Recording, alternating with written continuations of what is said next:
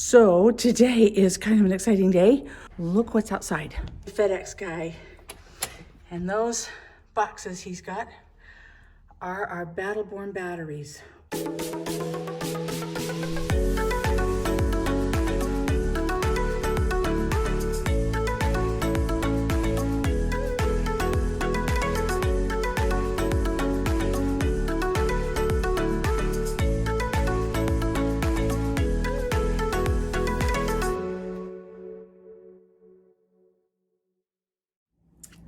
So that was a pretty exciting day. It was. That the batteries actually came. But let's back up just a bit. There were actually 3 phases to installing the batteries. The first phase was planning. The second stage was choosing and ordering the materials. And the third phase was implementation. So let's take these one at a time, and we'll have Derek talk about what he did and the process that he went through. So let's start first with planning. The first step was measuring the compartment, and from there deciding how many batteries I could fit into the compartment. And there's a variety of sizes, and each size has its own capacity, number of amp hours. There are different heights and different widths. So you have to try all the combinations to see which battery size is going to give you the most capacity for the space that you have. The next thing was sealing up and weatherproofing the compartment. The lead acid batteries need to breathe. They give off hydrogen, and so that hydrogen needs to be moved away so it doesn't explode. And the lead or the lithium ion batteries do not need to breathe. They prefer an environment that is weatherproof and sealed. And so I looked at how I could actually seal that up and make sure that there weren't any holes or vents or anything in there. And then finally, once the batteries are installed, you need to make sure that they aren't going to shift while you're driving, because as we all know, it's rolling earthquake as you roll down the road. So figuring out exactly how I was going to secure the batteries was the next step. Okay, so phase 2 is choosing and ordering the materials. That's right. So the first step was figuring out which batteries to choose and ordering them. I ended up going with Battle-Born batteries. There's a variety of reasons. A big one was safety. They have a number of built-in safety checks on their batteries that will automatically protect it. And some of those I actually used during the process of installing. Not that I wanted to, but they actually prevented some damage to the batteries if they hadn't been there, those safety precautions. And figuring out the size and shape, as I mentioned, and price. And then customer service was a big factor as well. Their customer service was instrumental in the planning phase, in the purchasing phase, and the implementation phase. Yes. We were on the phone to them several times, and they answered every question patiently and quickly. And very quickly. They respond to email, they respond to phone calls. Yeah, it was really good. Amazing. They're really, their customer service is excellent. Top notch. And one of the questions I asked them, well, they asked me, was did I want to order battery cables from them? And they suggested actually that I not get their battery cables, because the way I was going to configure the battery cables would be too long. And so I ended up making the cables myself, and so I had to order the parts for that. Then I decided that the way I was going to secure the batteries was by using straps and the ratchet latches that go with them. And I ended up custom ordering the straps and the loops that I would attach to the walls of the compartment to be able to ratchet the straps down. And then the materials to seal up the compartment, I used plywood and some chipboard and some adhesive and caulking, and all that kind of materials available at your local hardware store or Home Depot, Lowe's, whatever you happen to have available to you. And that's where I got that material. Okay. Phase 3, implementation. So the first step in implementation was some preparatory work. Getting the batteries ready. Now, the main thing I did there was remove what's called the ears. That term came from Battle-Born. The GC2 batteries that I'm using have these places on the sides where you can put a strap to lift it up out of a compartment.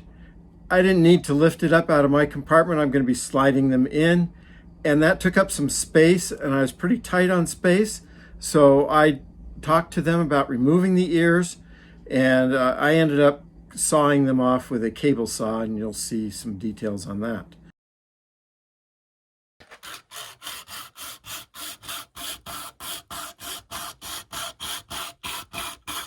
You can see it just saws right through that ear. It doesn't hurt any of the other part of the case. Once I'm through the top, then I just slip that down through and do the same action for the bottom. Then basically there's just some roughness here, so I just take this and smooth that right off. And there you go. And the next preparatory step was making the cables. And I mentioned why I made the cables, because I needed to have shorter ones than what was sold by Battleborn.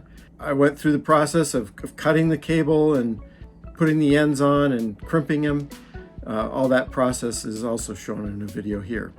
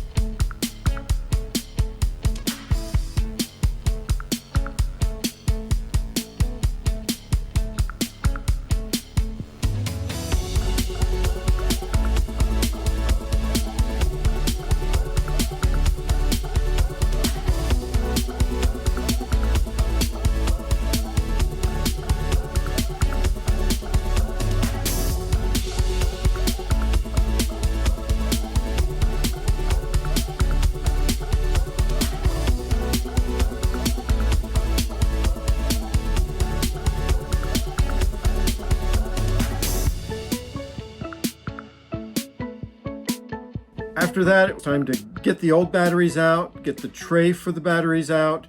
I needed as much space inside that compartment as I could get, so I pulled out the tray as well. I then put in my plywood to line it. Then we installed the loops for the straps. Then we connected up the batteries with the cables, and my plan initially was to connect up 3, put those in, connect up another 3, and slide those in as well. And then once I got all 6 in, I realized I measured to make sure the batteries would fit. I did not measure to make sure I had space to do the work I needed inside the compartment. He couldn't fit his hands in between the top of the battery and the top of the compartment along with his tools. So he had to reach all the way in, you can see in this picture, to be able to attach the cables together. And there wasn't enough room. There wasn't. No. And so we ended up pulling the batteries back out, which was Challenging. awkward. And then I connected the batteries, all 6 batteries together completely. And then by removing a latch, I was able to get it barely enough space so we could slide the batteries into the compartment and All and 6 get them at the to same fit. time. Yeah, all 6. Yeah, we got them in. He got them connected to the motorhome. I had to redo some of the connections of multiple times to get them Right. to the place where I really wanted to have them in the safest and best condition. Exactly. So there isn't video of the actual installation, the final installation of all 6 at the same time, because it took both of us, and there was nobody to hold the camera. And there really wasn't space for the camera either. No, I there mean, we were wasn't. both right there, and there's not very much space. I mean, the batteries barely fit. Consequently, we just don't have footage of we that. don't. But we did get them done. We did get them in. We did find out that their safety features are there for a reason. Yep, as I was connecting them up to the motorhome, and I ended up having some sparks. and actually blowing one of the fuses. That caused some delay as well. We contacted Battleborn to make sure everything was going to be okay. They said, oh yeah, there's short protection built in. And that's available on several different brands. That's not just a safety feature of Battleborn. I want to make sure that people know that. It shorted. That was the end of it. There was It no didn't, other didn't damage. harm the So, batteries themselves. So that was really good. Once we got the batteries all connected up, all wired up the way we wanted them, we tightened down the straps that we had, and that worked out really well. Okay, and finally, phase 4 is the testing phase. And sort of a conclusion on the whole process. So before we started, we had 340 watts of solar power on our roof and 440 amp hours of lead acid batteries, which really, because lead acid you should only take down 50%, that really means there's 220 usable amp hours of battery capacity.